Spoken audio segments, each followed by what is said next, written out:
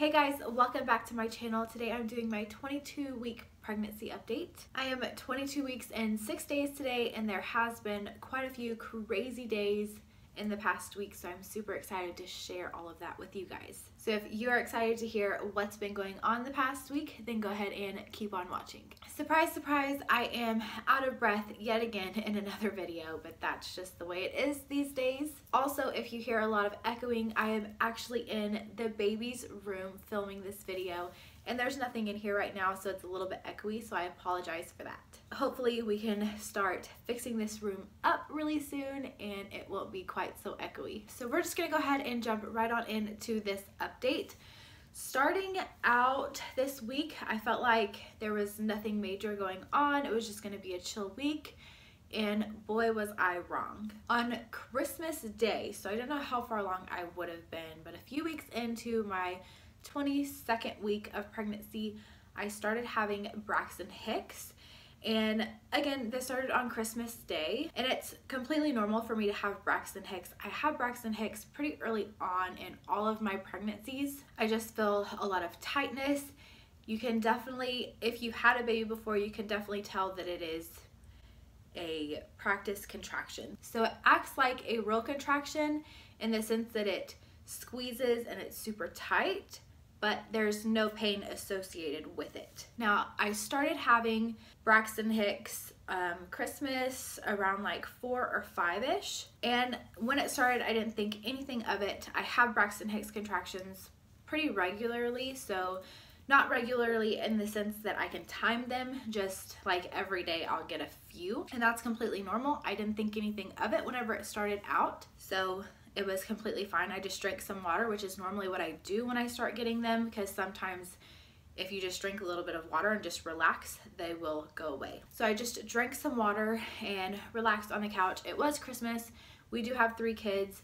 We did Christmas morning at our house with my mom and my siblings, well, some of my siblings, and then we went over to my grandparents' house for lunch and then did Christmas over there with all of our family, or my mom's side of the family anyways. So I definitely know that I was doing a lot because I cleaned my house from the disaster that my kids tore up into before we went to my grandparents' house.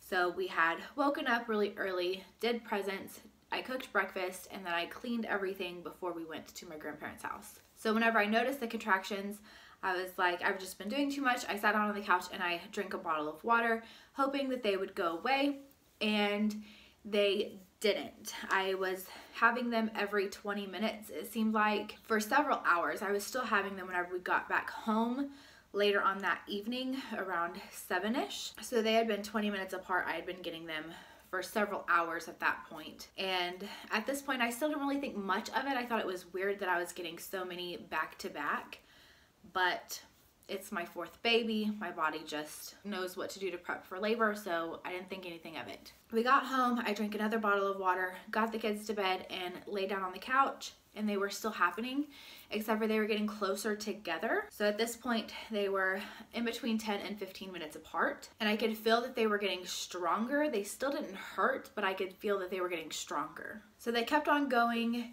and by 11 o'clock that night, they were about 10 minutes apart, and they were lasting anywhere between 5 and 10 minutes, which I had never experienced Braxton Hicks contractions like that.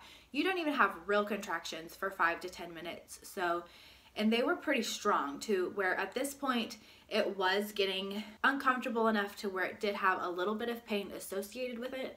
I could tell that it wasn't enough to where I was dilating, but it was, I think it was just my uterus was working out so much that I got so tired that it was just so uncomfortable that it was a little bit painful. So we waited a little bit longer to go to bed. We just sat on the couch, and at this point it was uncomfortable to the point of I couldn't lay down. Like, I didn't want to be laying down during them. I wanted to be sitting up on the couch, and they were to the point where I really preferred to hold my husband's hand when they were going on, and sometimes I would shed a few tears just because at this point I was getting super frustrated. I didn't know what was going on, and it was more and more uncomfortable and a little bit painful. So I drank another bottle of water, we watched our show, and then they slowed down enough to where I felt comfortable enough going to bed. Had they not stopped, I would have gone to the hospital that night, but since I could see that they were tapering off a little bit, I just wanted to go ahead and go to bed. My body was tired at this point because, again, it was Christmas and I had been having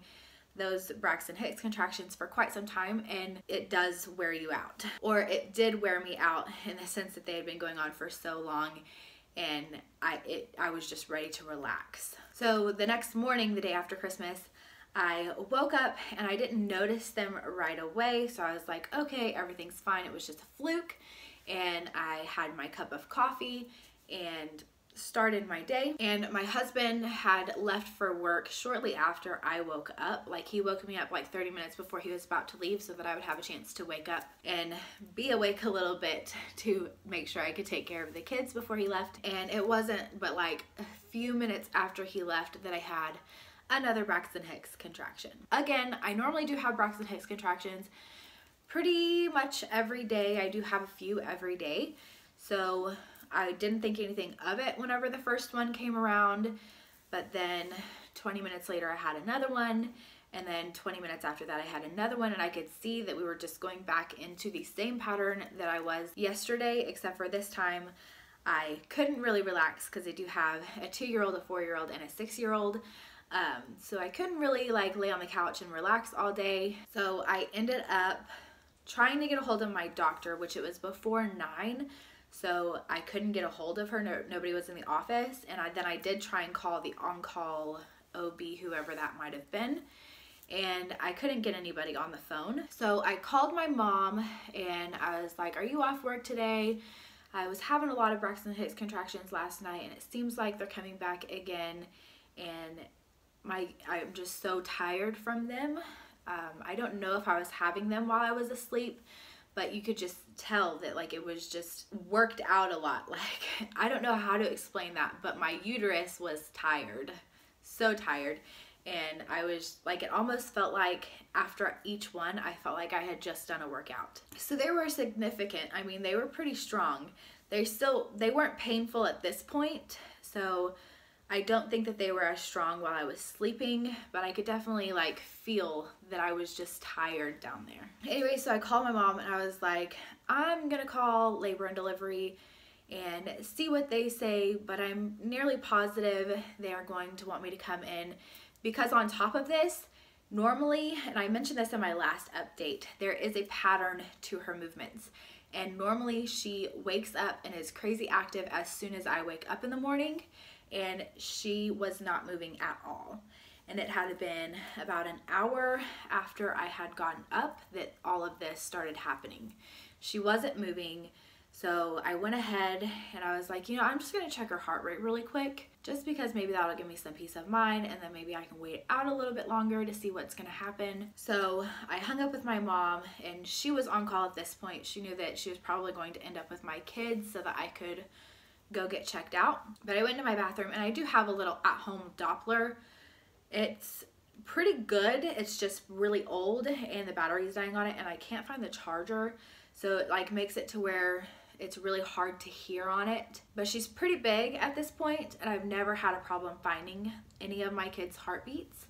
So I went to my room and I was trying to find her heart rate, and I was looking around for it a little bit and I couldn't find it, but which kind of did make me nervous, but at the same time, every single time anybody's trying to find her heart rate, she will move a ton. Like, she does not want you to be able to hear her heart rate, so she moves a ton. And I put it on there and she wasn't moving still, and I couldn't find her heart rate, and it was that made me freak out a little bit. So I went ahead and called labor and delivery, and she said, as soon as they picked up the phone, I was like, I've tried drinking water, I've tried getting her to move, I've tried everything. This has been going on since yesterday. And they were like, are you a doctor? And I was like, no, I'm not. This is just my 4th kid. So I've done all the tricks that I know to do, and I'm out of, like, I don't know what to do anymore. And she was like, why don't you just come on in, we can find her heart rate for you, and then that'll at least give you some peace of mind, and if nothing else, maybe we can figure out what's causing all of this. So I called my mom back, ended up taking the kids to her. My sister and me and my little niece went up to the hospital, and I'm still not far enough to where they can put the bands on you to where you can just constantly listen to the heart rate. But she did get out a little Doppler and she found it, and it was in the 140s. And at that time, I was having one of the Braxton Hicks contractions. And so she found it was in the 140s. I was like, that's weird because it's always in the 160s, which I know it can fluctuate, but for her, she's consistent in the 160s. So I got up and I peed in a cup so that they could check for bladder infection or a UTI, which can cause contractions. So they were just trying to rule everything out. And then as soon as I got back in the bed, she looked again and it was 161. So I felt so much better about that. And then they sent it off to the labs and everything was fine. I wasn't dehydrated at all. My pee was clear. For morning pee, that's pretty good, especially for me. But they couldn't find a reason for what I was going through. So they said that it's probably just because it's my 4th kid. My body is just knowing what to do and it is preparing for birth. They didn't even try to stop it. They didn't give me fluids because I was pretty hydrated, so I didn't need them. And I had no infections. Heart rate was good, so I felt fine leaving, and then as soon as we got back in the car, she was moving a little bit more and more, so that made me feel really good. But I still don't know what was causing it. So that was my crazy, scary story for this week. I'm hoping that that stuff doesn't happen again. A part of me doesn't want that to happen again, and the other part of me really wants to not have to have Pitocin this time around. So whatever my body needs to do to prepare for real contractions, I'm all for it as long as she's okay. But other than that, nothing has really been going on. I'm still pretty uncomfortable whenever I'm laying down trying to go to sleep. I'm not overly tired, but I can still get a decent amount of sleep. Still nesting, wanting to clean everything, peeing all the time, heartburn, no nausea, that is still gone, which thank goodness. And she still does not like to be messed with. My kids like to crawl on me and they'll like knee my stomach or elbow my stomach on accident, and she fights back. She will kick or punch or whatever she's doing in there. As soon as she's messed with, she'll fight back. And so that's pretty good considering she has 3 very rowdy brothers. Also, a good thing that is happening this week is my acne is finally starting to clear up. I do have quite a bit of acne scarring on my chin. You can't really see it right now because I'm wearing makeup, but my makeup is laying flat because there's no bumps, there's no dry skin, it is all good. There's just a little bit of scarring, but I'm so glad to not be breaking out anymore because I was over it. But I really can't think of anything else that I can update on for this week other than that really crazy story time, I guess. So I guess I'm just gonna go ahead and show you guys my 22-week and 6-day pregnancy belly. So this is where we are at for 22 weeks and 6 days. From the side, it seems like to me I'm growing a lot more each week, but I'm not really sure. Tell me what you guys think. And this is what I'm looking like from the side. I still feel like I'm a little bit wider than I have been with my previous pregnancies. And then here we are from the other side. But that is it for this update. I hope you guys enjoyed. If you did, please go ahead and give this video a thumbs up. Subscribe to my channel down below so you don't miss out on any of my future videos. I hope you all had a great Christmas. As always, thank you guys so much for watching, and I will see you guys in the next one. Bye, guys.